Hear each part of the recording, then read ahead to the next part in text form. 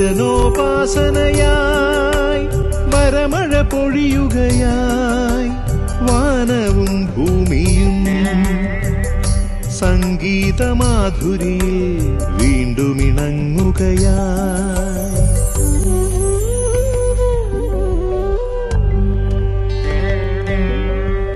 വചനോപാസന.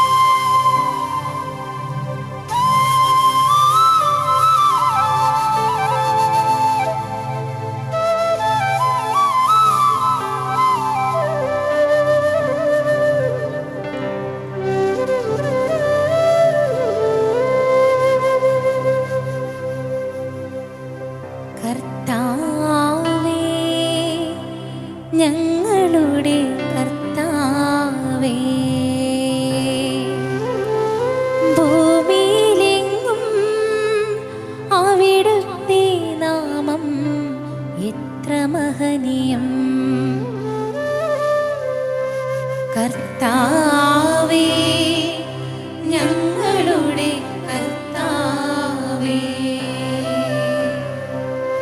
ഭൂമിയിലെങ്ങും അവിടുത്തെ നാമം എത്ര മഹനീയം.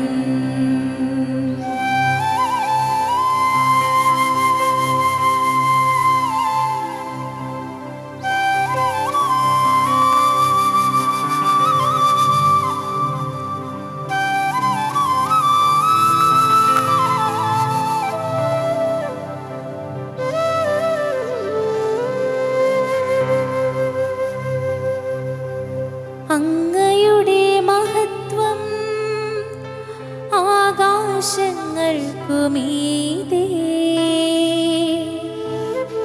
പ്രകീർത്തിക്കപ്പെടുന്നു. ശത്രുക്കളെയും രക്തദാഹികളെയും നിശബ്ദരാക്കാൻ അവിടുന്ന് ശിശുക്കളുടെയും മുലകുടിക്കും കുഞ്ഞുങ്ങളുടെയും അധരങ്ങൾ കൊണ്ട് സുശക്തമായ കോട്ട കെട്ടി. അങ്ങയുടെ വിരലുകൾ വാർത്തെടുത്ത വാനിടത്തെയും അവിടുന്ന് സ്ഥാപിച്ച ചന്ദ്രതാരങ്ങളെയും ഞാൻ കാണുന്നു.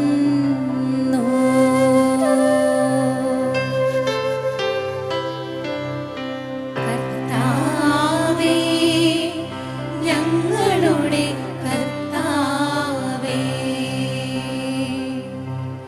ഭൂമിയിലെങ്ങും അവിടുത്തെ നാമം എത്ര മഹനീയം. കർത്താവേ, ഞങ്ങളുടെ കർത്താവേ,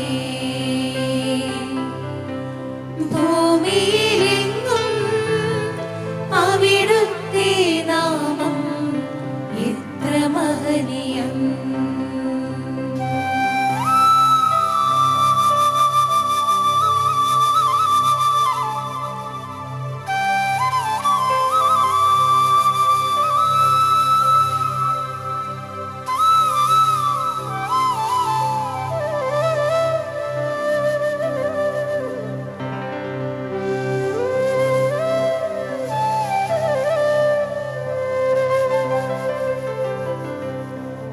അവിടുത്തെ ചിന്തയിൽ വരാൻ മാത്രം മർത്യന് എന്തു മേന്മയുണ്ട്.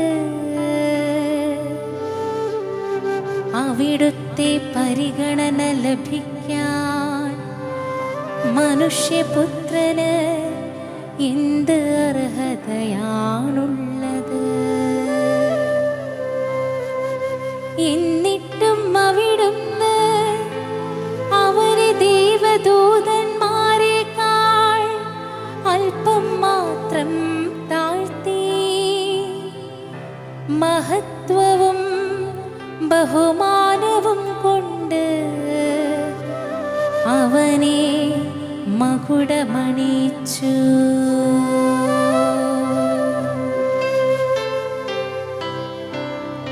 കർത്താവേ, ഞങ്ങളുടെ കർത്താവേ, ഭൂമിയിലെങ്ങും അവിടുത്തെ നാമം എത്ര മഹനീയം. കർത്താവേ, ഞങ്ങളുടെ കർത്താവേ, ഭൂമിയിലെങ്ങും അവിടുത്തെ നാമം എത്ര മഹനീയം.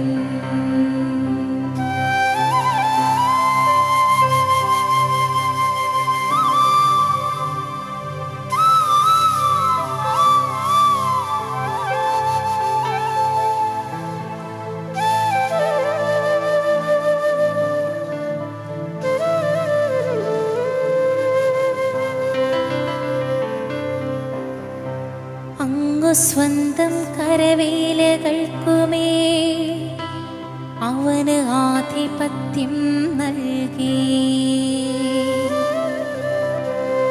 എല്ലാറ്റിനെയും അവന്റെ പാദത്തിൻ കീഴിലാക്കി. ആടുകളെയും കാളകളെയും വന്യമൃഗങ്ങളെയും ആകാശത്തിലെ പറവകളെയും സമുദ്രത്തിലെ മത്സ്യങ്ങളെയും കടലിൽ സഞ്ചരിക്കുന്ന സകലനിതയും തന്നെ.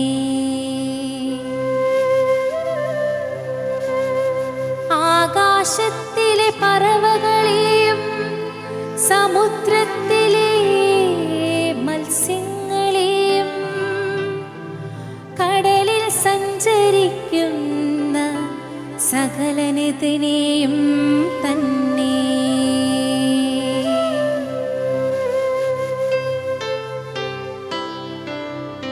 കർത്താവേ, ഞങ്ങളുടെ കർത്താവേ, ഭൂമിയിലെങ്ങും അവിടുത്തെ നാമം എത്ര മഹനീയം.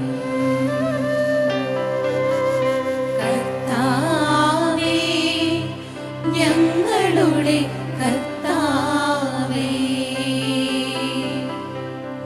ഭൂമിയിലെങ്ങും അവിടുത്തെ നാമം എത്ര മഹനീയം.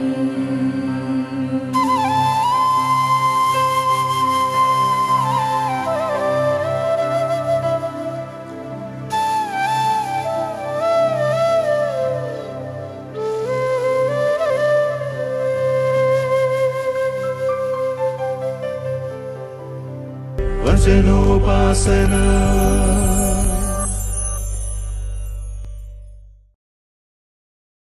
പ്രിയ സഹോദരി സഹോദരന്മാരെ, 8-ാം സങ്കീർത്തനം നമ്മുടെ മുൻപിൽ എടുത്തു വയ്ക്കുന്ന സന്ദേശം മനുഷ്യൻ സൃഷ്ടിയുടെ മകുടമാണ് എന്നുള്ളതാണ്.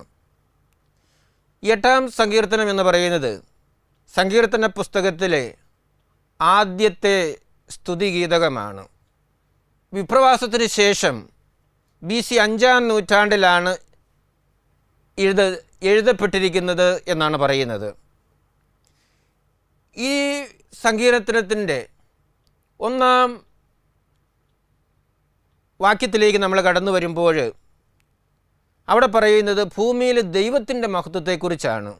കർത്താവേ, ഞങ്ങളുടെ കർത്താവേ, ഭൂമിയിലെങ്ങും അവിടുത്തെ നാമം എത്ര മഹനീയം.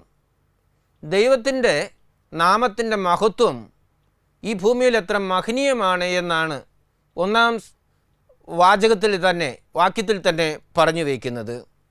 ഭൂമിയിലെ ദൈവനാമ മഹത്വം സങ്കീർത്തകൻ ബ്രാക്കറ്റ് ചെയ്യുകയാണ് ഇവിടെ. ദൈവത്തിൻ്റെ മഹത്വമാണ് ഈ സങ്കീർത്തനത്തിൻ്റെ ഉള്ളടക്കം എന്നതാണ് ഇത് നൽകുന്ന സൂചന. കർത്താവേ, ഞങ്ങളുടെ കർത്താവേ എന്ന അഭിസംബോധന ഇസ്രായേലിലെ ഉടമ്പടി ദൈവത്തെ ആണ് ചിത്രീകരിക്കുന്നത്. രണ്ടാമത്തെ വാക്യത്തിൽ നമ്മൾ കടന്നു വരുമ്പോൾ മനുഷ്യ ബന്ധത്തിലെ ദൈവമഹത്വമാണ് നമുക്ക് കാണാൻ സാധിക്കുന്നത്. അവിടെ പറയുകയാണ്, അങ്ങയുടെ മഹത്വം ആകാശങ്ങൾക്ക് മീതെ പ്രകീർത്തിക്കപ്പെടുന്നു. ശത്രുക്കളെയും രക്തദാഹികളെയും നിശബ്ദരാക്കാൻ അവിടുന്ന് ശിശുക്കളുടെയും മുല കുടിക്കുന്ന കുഞ്ഞുങ്ങളുടെയും അധരങ്ങൾ കൊണ്ട് സുശക്തമായ കോട്ടകൾ കെട്ടി എന്നും. ഇവിടെ ശിശുക്കളും മുല കുടിക്കുന്ന കുഞ്ഞുങ്ങളും പ്രതിനിധീകരിക്കുന്നത് ദുർബല ജനതയെയാണ്. നമുക്കറിയാലോ, ശിശുക്കൾക്കും മുല കുടിക്കുന്ന കുഞ്ഞുങ്ങൾക്കും ഒന്നും ശക്തിയില്ല.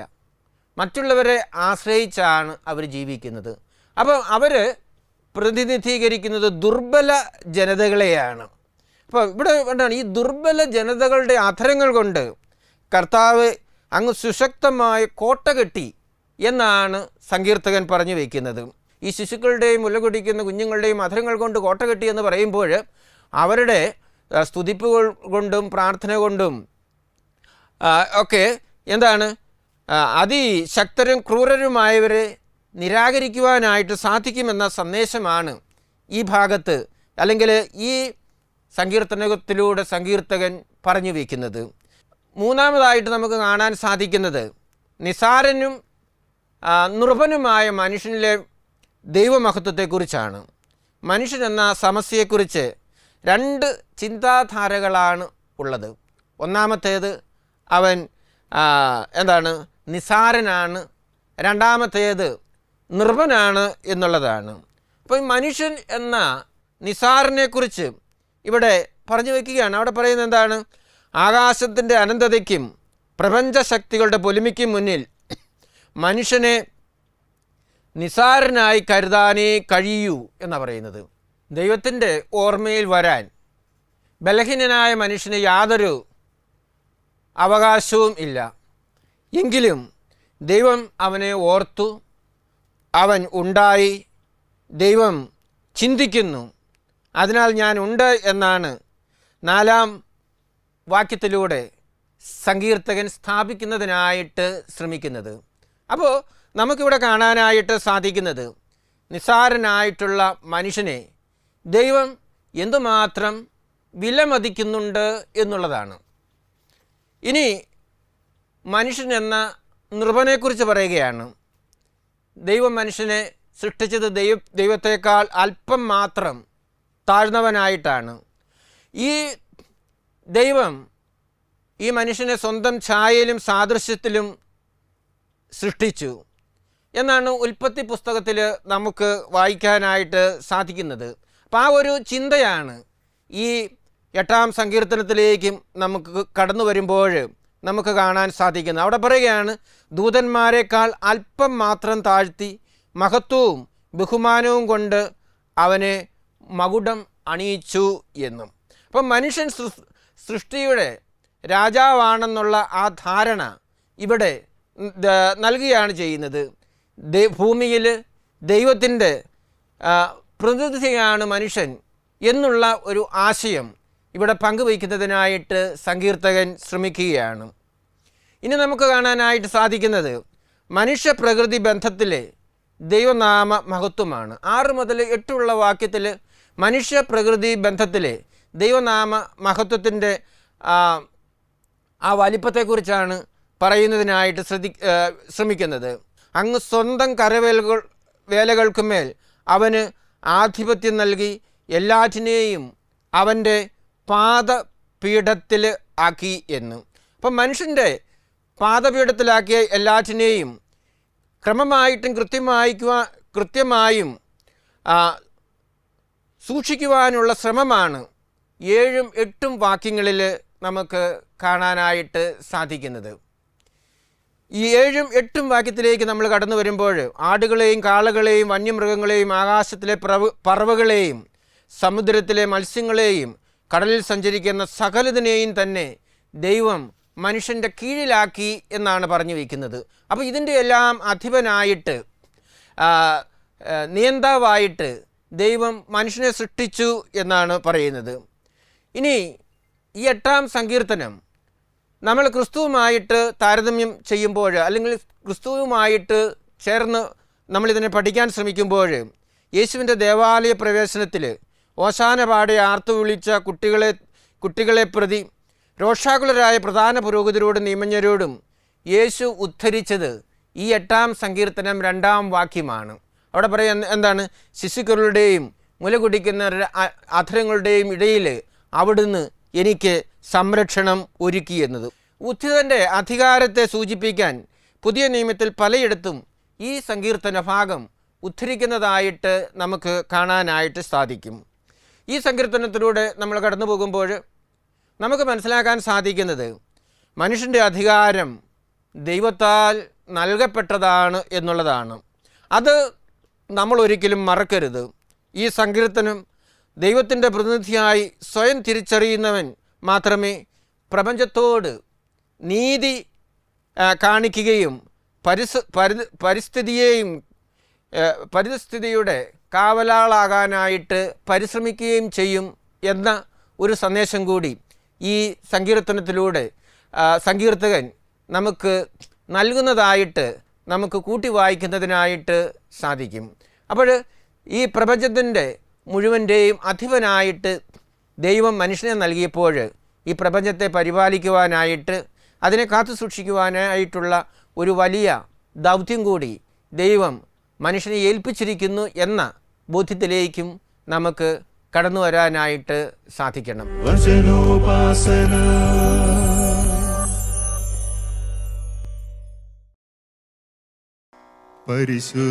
പരിശുദ്ധാത്മാവേ നീ എഴുന്നള്ളി വരണമേ എൻ്റെ ഹൃദയത്തിൽ, ദിവ്യദാനങ്ങൾ ചിന്തി എന്നുള്ളിൽ ദൈവസ്നേഹം നിറയ്ക്കണേ. പരിശുദ്ധാത്മാവേ നീ എഴുന്നള്ളി വരണമേ എൻ്റെ ഹൃദയത്തിൽ, ദിവ്യദാനങ്ങൾ ചിന്തി എന്നുള്ളിൽ ദൈവസ്നേഹം നിറയ്ക്കണേ.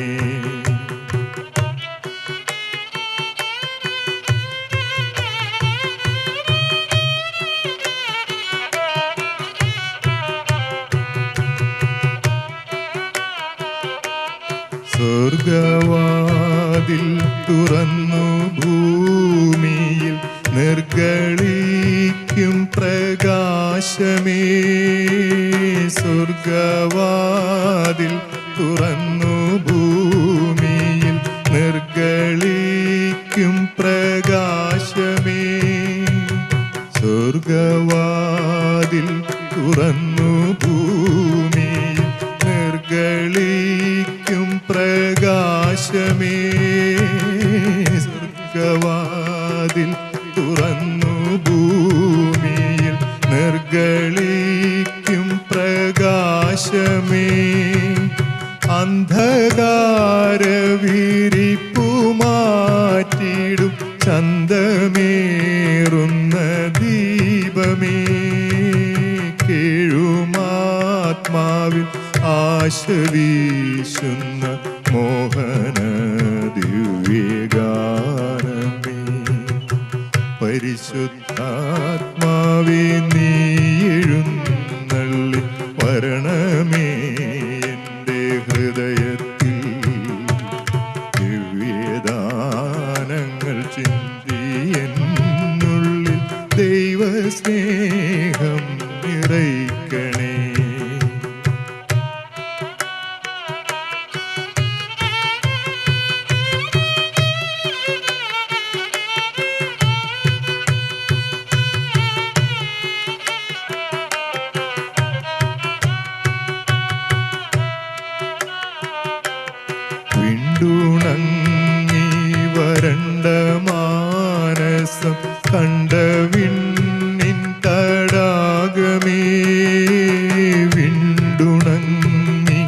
വരണ്ട മാനസം കണ്ട വിണ്ണിൻ തടാകമേ വിണ്ടുണങ്ങി വരണ്ട മാനസം കണ്ട വിണ്ണിൻ തടാകമേ മന്ദമായി വന്നു വീശിയാനന്ദം